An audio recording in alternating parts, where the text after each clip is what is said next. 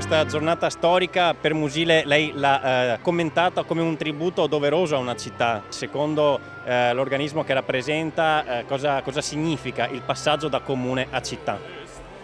Ma è un passaggio importante perché è il riconoscimento di quella che è la storia di una comunità locale e qui si è celebrata una storia illustre qui a Musile di Piave.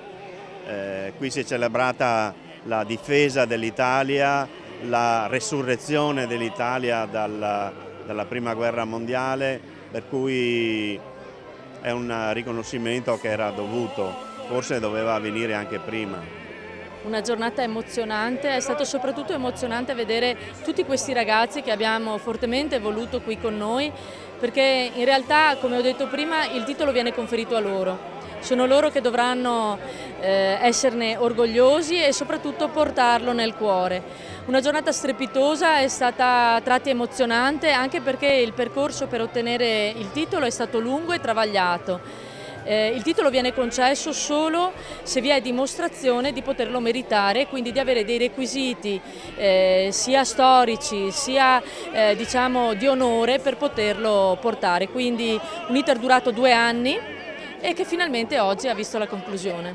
Nel momento in cui veniva suonato l'inno di Musile, vedevo i ragazzi intorno e veniva consegnato il titolo, devo dire la verità, mi sono emozionata. Oggi il plauso va ovviamente alle istituzioni, a chi ha reso possibile, ovviamente questo è un ringraziamento particolare al Presidente della Repubblica per aver riconosciuto la nostra storia, ma il plauso e la riconoscenza più grande va a chi ha creato questo contesto, che sono i nostri nonni, i nostri bisnonni, la nostra storia. Ora questo territorio è un paese fiorente, che sta ricostruendo la propria identità, che sta vivendo un momento di prosperità e di forte unione, per cui questo titolo, che è solo onorifico, si gratifica e ci rende appunto onore. È la testimonianza che volevamo lanciare ai tanti giovani, ai tanti ragazzi che erano qua dalle scuole, e li ringrazio assieme ai loro insegnanti, perché è quasi un passaggio di consegne.